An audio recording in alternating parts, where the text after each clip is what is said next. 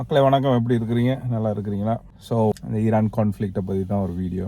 முக்கியமாக நான் எல்லா வீடியோலையும் இந்த வார் எதுக்காக நடத்தப்படுது அப்படின்றத தெளிவாக சொல்லியிருந்தேன். முக்கியமாக இந்த ஸ்டாக் மார்க்கெட்டை எப்படி மேனிப்புலேட் பண்ணுறது, ப்ளஸ் ஆயில் வியாபாரத்தை எப்படி இவங்க கைக்கு கொண்டு வர்றது, அமெரிக்காவுக்கு கொண்டு வர்றது, இதுதான் இந்த வாரோட மெயின் சப்ஜெக்டு. இதுக்காக பல விஷயங்களை அவங்க செஞ்சுட்டாங்க. இன்றைக்கி அதில் சக்ஸஸும் அடைஞ்சிட்டாங்க. கடைசி அமெரிக்க அதிபரோட இதெல்லாம் பார்த்தீங்கன்னு சொன்னால் அவங்களுக்கு புரிஞ்சிருக்கும் என்ன ட்ரை பண்ணி என்ன செஞ்சுருக்காங்க. இந்த ஓரை வின் பண்ணுறதோ இதை தோக்க வைக்கிறதோ அது அப்படின்றது இவங்களோட ஐடியாவே இல்லை. ஓரை வின் பண்ணுறேன்னா எப்போயோ வின் பண்ணியிருப்பாங்க, என்னைக்கோ வின் பண்ணியிருப்பாங்க. இவ்வளோ போயிட்டு லாஸ் பண்ண வேண்டிய அவசியம் இல்லை. இவ்வளோ காலம் எடுத்து இந்த உலகத்தை மாற்றி பண்ணோட அவசியம் இல்லை. ஓவரை வின் பண்ணோன்னா ஈரானுக்கு ஒரு அணுகுண்டை தூக்கி போட்டிருந்தாங்கன்னா அன்றைக்கி முடிஞ்சிருக்கும். அதோட ஈரான் கதையும் முடிஞ்சிருக்கும், எல்லாம் முடிஞ்சிருக்கும், ஓரம் முடிஞ்சிருக்கும். அமெரிக்காவுக்கு எதிராக எல்லா நாடுகளும் புறப்பட்டிருக்கும். இன்றைக்கி அமெரிக்காவோட கதையும் வேறு மாதிரி போயிருக்கும். ஸோ அதை செய்யலை அவன் அவ்வளோ பெரிய முட்டாள் இல்லை. இவன் பலத்தை எப்போவுமே ஆயுதம் மூலமாகவோ இது மாதிரி நிரூபிப்பான் தான், பட் வளமே அதை செய்ய மாட்டான். இது அந்தளவுக்கு பலத்தை காட்ட மாட்டான். இவன் எப்படியுமே மூளையை பாவிச்சு தான், பிரைனை யூஸ் பண்ணி தான், அறிவை பாவிச்சு தான் எதையுமே வின் பண்ணுறது. அதுக்கு உதாரணம் ரஷ்யாவை ஒரு காலத்தில் இவங்களால் அடித்து வின் பண்ண முடியாதுன்னு என்ன பண்ணாங்க, அவங்க உளவுத்துறைகளை வச்சு உள்ளுக்கு ஒரு 247 துண்டாகவே உடைச்சி தள்ளிட்டான். அங்கே பிச்சை எடுக்கிற நிலைமை கூட ரஷ்யாவுக்கு வந்துச்சு. இன்றைக்கி இந்த அதிபர் வந்ததால் இன்றைக்கி ஓரளவுக்கு அவர் அந்த நாட்டை கட்டி எழுப்பி கொண்டு வந்துட்டார். இன்னும் கொஞ்சம் காலம் வந்ததுக்கு பிறகு அதே வேலையை அமெரிக்கா வேற ஒரு வியூவில் அதை செஞ்சு என்ன துண்டாக உடைக்கத்தான் போகுது. இதே தான் இப்போ சைனாவுக்கும் செய்ய போகிறாங்க, இதே தான் இந்தியாவுக்கும் செய்ய போகிறாங்க. இவங்களோட கேம் பிளான் எல்லாம் அறிவு சம்மந்தமாக தான் இருக்கும். அறிவு யூஸ் பண்ணி தான் அவங்க ஃபைட் பண்ணுவாங்க. இவன் எதை செஞ்சால் அது ஒர்க் அவுட் பண்ணணுன்னு அவங்க சரியாக யோசிச்சு அதை செய்வாங்க. அதை வெற்றிகரமாக செஞ்சு முடிச்சிருவாங்க. இப்போ ஈரான்ன்றது ஒரு இதுக்கு கிடைச்ச ஒரு ஊறுகாய், அவன் செய்ய வேண்டிய வேலைக்கு கிடைச்ச ஊறுகான்னு அதை சரியாக தொட்டு நக்கி முடிச்சுட்டாங்க. சரியா? மற்றபடி அந்த ஈரானில் ஒன்றும் பெருசான நாங்கள் சொல்கிறதுக்கு ஒன்றும் இல்லை. ஆனால் ஈரான்ன்ற சைடில் பார்க்க போனோம்னா அது ஒரு பெரிய இனத்தோட ஒரு அழிவை இன்றைக்கி எதிர்நோக்கி இருக்குது. அது மத சார்பான நாடுன்னு சொல்லி இப்போ சொல்லி கொண்டாலும் சரி, அது ஒரு பெரிய இனம் அதில் அடங்கி இருக்குது. அது ஒரு பர்சிய இனம்னு சொல்லிட்டு ஒரு பெரிய இனத்தோட ஒரு பர்சியான்றது ஒரு பெரிய ஒரு இனம். அது அந்த இனம் 5000 ஆண்டுகள் பழைய இனம். அதோட அடையாளங்கள் இன்றைக்கி அழிக்கப்பட்டுருச்சு. யூதர்கள் மாதிரி அவங்களும் ஒரு இனம், பெரிய ஒரு இனம். தமிழர்கள் மாதிரியே யூதர்கள் மாதிரி அவங்களும் ஒரு பெரிய இனம். இவங்க மத தீவிரவாதிகள் இடையில புகுந்து தானே அதை ஒரு இஸ்லாம் நாடாக மாற்றி வேறு என்னவோ பண்ணிட்டாங்க. மற்றபடி அது ஒரு தனிப்பட்ட அது கலாச்சாரம், அது தனிப்பட்ட இனம், அது தனிப்பட்ட மதம். அந்த மதத்தையே அழிச்சிட்டாங்க இவங்க. இஸ்லாமிய கலாச்சாரம் உள்ளே போய் அந்த மதத்தையே எல்லாரையும் கன்வெர்ட் பண்ணி அதை அழித்து அதில் இதையே இல்லாமல் ஆகிட்டாங்க. பட் ஸ்டில் அந்த தைரியமும் அந்த மூளையும் அவங்களோட பிரைனும் இன்னும் அந்த இனத்தை சார்ந்தது தான். இவங்களோட இஸ்லாமிய இனத்தை சார்ந்ததோ எதுவும் கிடையாது. அதெல்லாம் அது பர்சிய இன மக்கள். அவங்க அவ்வளோ பவர்ஃபுல்லான ஆக்கள். அதனால தான் இவ்வளோ காலமாக அதை தாக்கு பிடிச்சி கொண்டு போகிறாங்க ஒரு விஷயத்துலையும். ரைட், அது இருக்கட்டும். பட் இப்போ என்ன நடந்திருக்கு? இப்போ கடைசியாக உள்ள நியூஸ்கள் எல்லாம் பார்த்தீங்கன்னு சொன்னால் எங்கே கொண்டு வந்து முடிச்சிருக்காங்க. இப்போ அவங்க ஓரை வின் பண்ணுறானா இல்லையோ, இல்லை நாங்கள் விட்ரா பண்ணி வந்துடுவோம், போயிடுவோம், அப்படி இப்படின்லாம் சொல்லிட்டு இருக்காங்க. ஏன் இந்த விஷயத்த சொல்கிறாங்க? மொத்த அரபு நாடுகளையும் பிளாக் பண்ணியாச்சு. எல்லா சண்டையும் பண்ணி அதுக்கு சப்போர்ட் பண்ணுறேன், இதுக்கு சப்போர்ட் பண்ணுறேன்னு மொத்த ஆயில் சப்ளையும் எங்கே இருக்குது? அரபு நாடுகளில் இருந்து இன்னைக்கு ஆயில் வராது அப்படின்ற ஒரு நிலைமையை உருவாக்கியாச்சு. அதாவது அமெரிக்காவுக்கு தரமாட்டேன்ற ஒரு நிலைமையை உருவாக்கி அந்த ஹோர்மோஸ் இதை பிளாக் பண்ணி அமெரிக்காவை பழிவாங்குற நினச்சி உலகத்தை பழி வாங்கிட்டு இருக்காங்க, உலக பொருளாதாரத்தை பழி வாங்கிட்டு இருக்காங்க. இவன் கடைசியில் என்ன பண்ணாங்க? ஓகே, எனக்கு ஆயில் இருக்குது, ஆயில் எவனுக்கு தேவையாக இருக்கோ அவன்லாம் ஃபைட் பண்ணி அந்த இடத்த ஓப்பன் பண்ணி நீ ஆயில் எடுத்துக்கோ அப்படின்னு சொல்லிட்டான். சரியா? இவன் சேஃபாக வெளியே வந்துட்டான். இப்போ போரை விட்டும் வெளியே வரப்போகிறான். சரியா? அப்போ இனி யார் அதில் ஃபைட் பண்ணி அந்த ஆயிலை எடுக்கணும்? யூரோப் கண்ட்ரிஸ் எல்லாம் வரணும் உள்ளுக்கு. இப்போ 40 கண்ட்ரியாவது சேர்ந்து வரணும். அதில் ஃபைட் பண்ணி தான் அதை எடுக்க முடியுமே தவிர, இல்லைன்னா வேறு என்ன வழி இருக்குது? ஈரான் சொன்ன மாதிரி கப்பம் கட்டிட்டு இத்தனை $1 மில்லியன் கட்டிட்டு வாங்கிட்டு போவானா? வாய்ப்பே இல்லை. அப்போ ஆப்ஷனே அவங்களுக்கு எல்லாம் ஆயில் வாங்குறவனுக்கு இப்போ ரஷ்யா ஆயில் கொடுக்க மாட்டேன்ருச்சு. இனி அவன் நாட்டுக்கு தேவை கொடுக்க மாட்டேன்ருச்சு. அப்புறம் ரஷ்யாவுக்கும் கிடையாது, பண்ணாது சப்ளை. சைனாவுக்கு, இந்தியாவுக்கு, இந்த மாதிரி யூரோப் கண்ட்ரிஸுக்கு எல்லாத்துக்கும் ஜப்பான், அது இதெல்லாம் எல்லா பெரிய நாடுகளுக்கும் இப்போ ஆயில் இருக்குன்னா சப்ளை எங்கே இருக்குது? ஈஸியாக எந்த டிமாண்டும் இல்லாமல் சப்ளை வாங்கணும்னு சொன்னால் எங்கேருந்து வாங்கலாம்? அமெரிக்காவிலேருந்து மட்டும்தான் வாங்கலாம். இவன் அதான் வார தொடங்குறதுக்கு முன்னுக்கு அந்த வெனிசுலாவில் அவனை போய் தூக்கினான். அந்த நாடு தான் உலகத்திலே நம்பர் 1 நாடு ஆயில் உற்பத்தியிலையும் சரி, ஆயில் இருக்கிறதுலையும் சரி. அதை இவன் கண்ட்ரோலுக்கு எடுத்துட்டான். இவன்கிட்ட ஆல்ரெடி இருக்குது. இதெல்லாம் கம்பேர் பண்ணிங்கன்னா இவன்கிட்ட தான் அதிகமான ஆயில் இருக்குது. தாராளமாக சப்ளை பண்ணுவான். இவன் வச்சது தான் விலை அப்படின்ற மாதிரி இன்றைக்கி வியாபாரத்தை, அரபு நாட்டிலேருந்து ஆயில் வியாபாரத்தை மொத்தமாக இன்றைக்கி அமெரிக்கான்ற ஒரு நாடு எடுத்துச்சு கைக்கு. இப்போ 2 விஷயந்தான் நடக்கணும். ஒன்று, ஆயில் வேணுன்ற சொல்கிற நாடெல்லாம் ஒன்று இவன்கிட்ட ஆயில் வாங்கணும். அப்படி இல்லைன்னா ஈரானை அடித்து துவைச்சிட்டு நீங்கள் அந்த இடத்த ஆயிலில் திருப்பி எடுத்துக்கணும். எதை செஞ்சாலும் இவனுக்கு லாபம் தான். இவன் 2 டாக்கெட்டில் ஏதாவது ஒன்று நிறைவேறும். ஒன்று ஈரானை ஒழிக்கிறது, இல்லைன்னா ஆயில் வியாபாரத்தை நல்லபடியாக செய்கிறது. ஸோ அப்போ 2 விஷயத்தை சரியாக கொண்டு வந்து இப்போ நிப்பாட்டிட்டான். இப்போ யார் புத்திசாலி? இவன் தான் புத்திசாலி.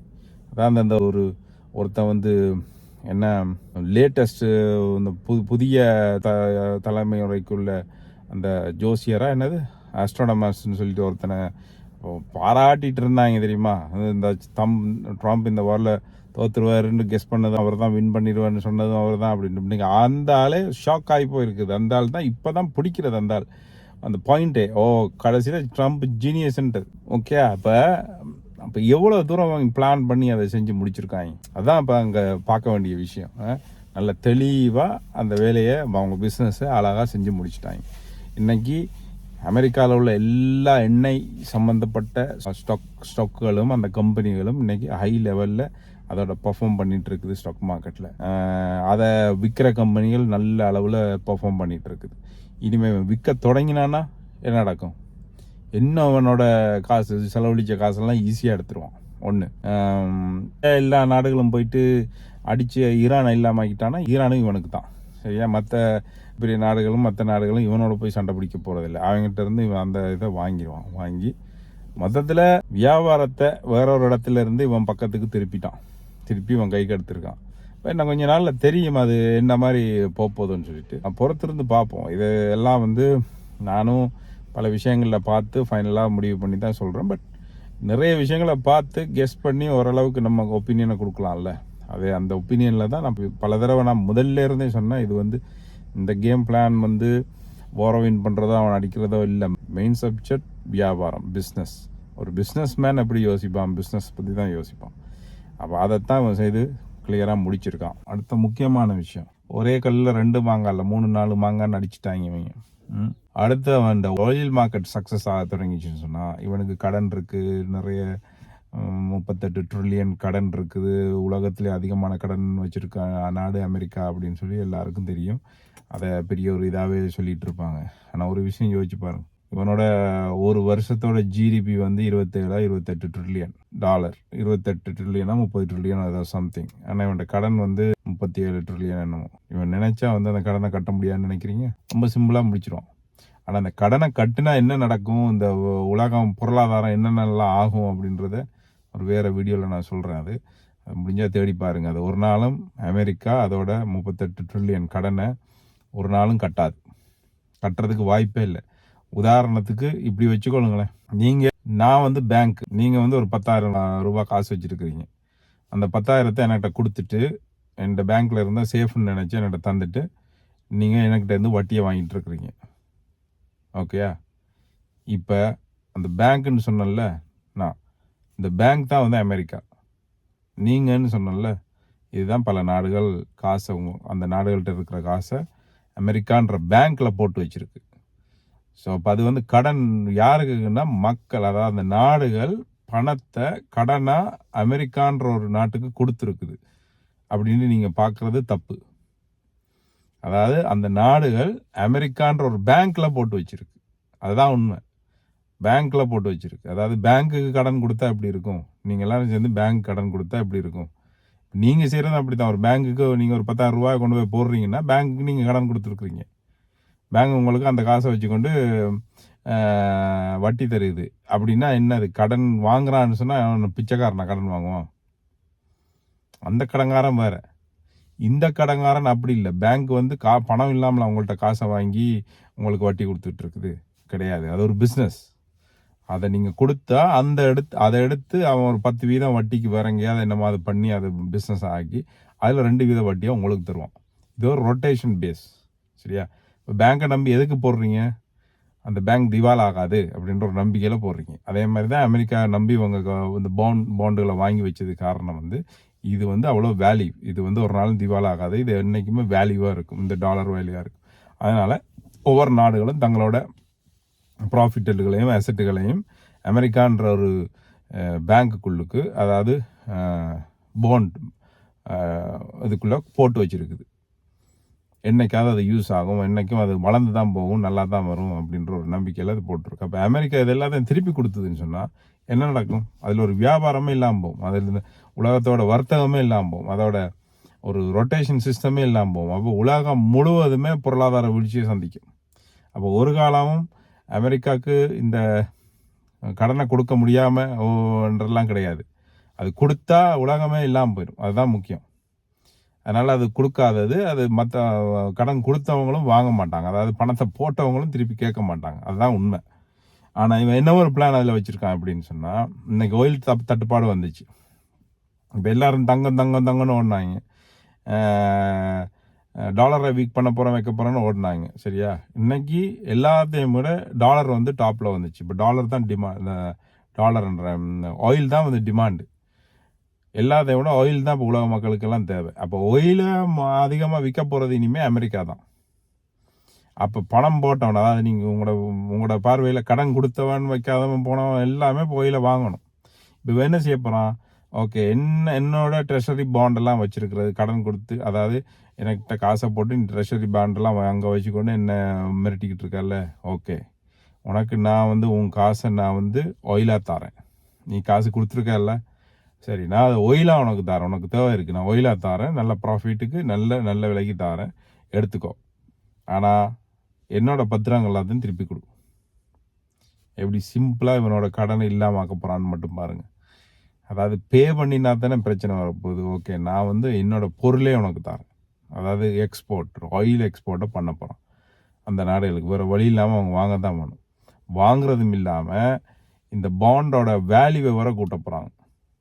இந்த பாண்டை நீ வச்சிருக்க போகிறேன்னா, இல்லை நான் ஒயில தாரேன், நீ அதுக்கு காசு தந்தே வாங்கிக்கிறேன்னா ஓகே வச்சுக்கோ. இல்லை நீ உனக்கு காசு தர முடியாது, உன் கொடுத்த காசில் கழிச்சுக்கோன்னு சொன்னால் நீ பாண்டை தான்னு கேட்பான். அப்படி யாராவது கொடுக்கலன்னு சொன்னால் அதோட வட்டி விகிதத்தை வந்து குறைப்பான். ஓகே, 5 வீதம் வட்டி தரேன் நீ போட்ட காசுக்கு, நான் இப்போ வந்து 2 வீதம் தான் தருவேன் நான். அப்படின்னா அவங்க ஒத்துக்கிட்டு அதை வச்சுக்கிட்டு தான் இருக்கணும். அப்போ என்ன நடக்கும்? அமெரிக்கா வருஷம் அந்த கடனுக்கு கட்டுற வட்டியோட சதவீதம் குறையும். அதுதான் அவனோட பிளானு. அதுதான் அவன் செய்ய போகிறான். எந்த நாடும் திருப்பி கொடுக்காது, வட்டியை குறைச்சி வாங்க போகுது. ஒயிலை வந்து பணம் கொடுத்தே வாங்க போகுது. 2 பக்கத்தில் அவனுக்கு இது. அப்போ ஒயில பணம் கொடுத்து இதில் வாங்குவாங்க, டாலர்ஸில் வாங்குவாங்க. அப்போ திருப்பி என்ன நடக்கும்? டாலர்ஸ் வந்து ஸ்ட்ராங் ஆகும், ஸ்டில் ஸ்ட்ராங்காக போயிட்டே இருக்கும். அப்போ திரும்ப யூஎஸோட ட்ரெஷரி பாண்டும் வேலிடாக மாறும். புரியுதா? அப்போ உங்களுக்கு எப்படி எங்கெல்லாம் கேம் பிளான் பண்ணி எங்கே கொண்டு வந்து இப்போ சரியாக கட்டம் போட்டு நிப்பாட்டியிருக்காங்கன்னு தெரியுதா? இப்போ இதுதான் இந்த வாரில் அவங்க அச்சீவ் பண்ண விஷயம். யூஎஸ் அச்சீவ் பண்ண விஷயம். அவன் யூஎஸ்காரன், அவன் பிரில்லியன்றது திரும்பவும் ஒருக்கா நிரூபிச்சிருக்கான். அதில் எந்த மாற்று கருத்தும் இல்லை. அதை ஏற்றுக்கொள்ளாமல் போங்க, இல்லை சொந்தமாக தேடி படித்து பாருங்கள் எது என்னன்னு சொல்லிட்டு உங்களுக்கு கடைசியில் புரியும். ஓகே மக்களே, நன்றி, வணக்கம்.